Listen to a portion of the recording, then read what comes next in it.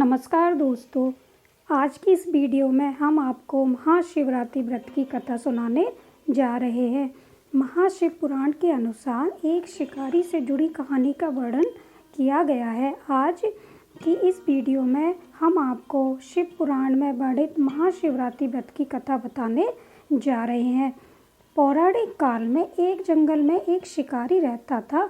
उसका नाम गुरुद्रव था, जो स्वभाव से बहुत ही क्रूर था और जंगल में नाना प्रकार के जानवरों का शिकार करके अपने परिवार का पेट पालता था।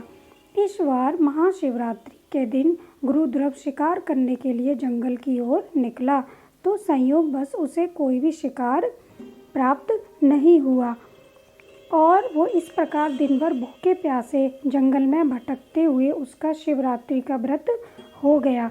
उसके बच्चे और पत्नी माता पिता को भूखा रहना पड़ेगा, इस बात से वह बहुत ही चिंतित था।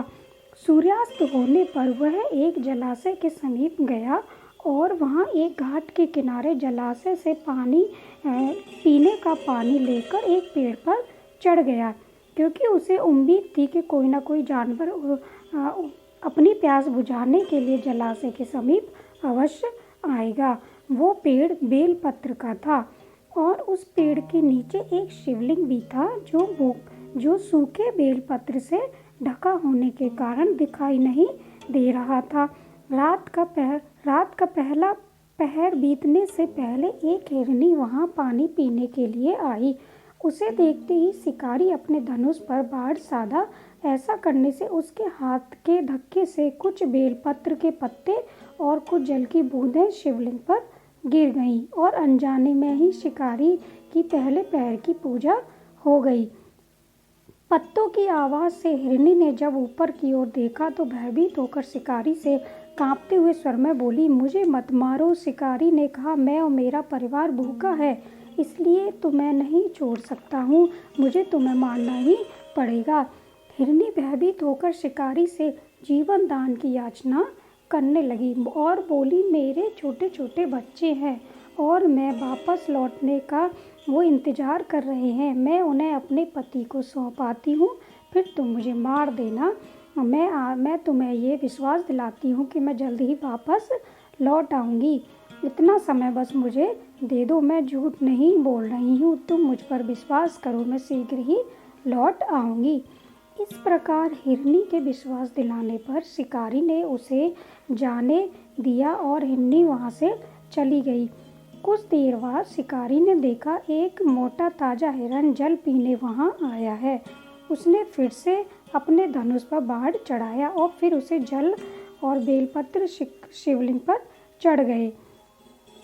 इस प्रकार शिकारी के दूसरे पहर की पूजा भी हो जाती है। धनुष पर बाण देखकर हिरन ने पूछा, ये तुम क्या कर रहे हो? रुको रुको, मैं अपने बच्चों को छोड़कर आया हूँ, मुझे इतना समय दे दो, मैं अपने बच्चों को धैर्य देकर शीघ्र लौट आऊँगा। तुम मुझ पर विश्वास करो, मैं अवश्य ही वापस आऊँगा। शिकारी, तुम उसके बाद मुझे मार देना। शिकारी ने हिरन को जाने दिया। हिरन पानी पीकर वहाँ से चला जाता है। अब दोनों हिरन घर जाकर इकट्ठे हुए तो अपना अपना वृतांत एक दूसरे को सुनाने लगे, आप बीती सुनाने लगे और बोले, हमें जल्द से जल्द शिकारी के पास जाना है। जब वह अपने बच्चों को धैर्य देकर जब वह चलने को तैयार हुए तो सबसे पहले हिरनी बोली, मैं शिकारी के पास आऊँगी और आप मेरे बच्चों का मैं शिकारी के पास जाऊँगी और आप मेरे बच्चों का ख्याल रखना। हिरनी की बात सुनकर हिरन बोला, माँ के बिना बच्चों को कोई नहीं संभाल सकता है, तुम यहीं रहो, मैं शिकारी के पास जाऊँगा। तब हिरनी बोली, पति के बिना पत्नी का कैसा जीवन, मैं आपकी मृत्यु के बाद कैसे जीवित रहूँगी, मैं ऐसे जीवित नहीं रह सकती हूँ, मैं वहाँ अवश्य जाऊँगी। वह दोनों बच्चों को समझाकर वहाँ से चल पड़े। जब बच्चों ने देखा कि माता पिता जा रहे हैं तो हम क्या करेंगे, तब वो भी बोले कि हम भी साथ चलेंगे। इस प्रकार वह सभी शिकारी के पास पहुँचे। उन्हें देखकर शिकारी ने झट से अपने तीर पर बाण चढ़ाया, जिससे फिर कुछ बेलपत्र और जल शिवलिंग पर चढ़ गया, जिससे शिकारी के तीसरे पहर की पूजा भी हो गई। और उसके दुष्कर्म नष्ट हो गए, उसे ज्ञान की प्राप्ति हुई। जैसे ही उसका तीसरे पहर का जल चढ़ा और उसको कुछ ज्ञान की प्राप्ति हुई भोलेनाथ की कृपा से, और उसके जो भी उसने पाप करे थे वो नष्ट हो गए। हिरण ने कहा, हम सभी उपस्थित हैं, आप हमारा वध करके अपने परिवार को भूख मिटाइए। तब भगवान शंकर की कृपा से प्राप्त ज्ञान द्वारा शिकारी बोला, सोचने लगा कि मुझसे तो यह अज्ञानी पशु ही धन्य है जो परोपकार परायण होकर अपने शरीर दे रहे हैं।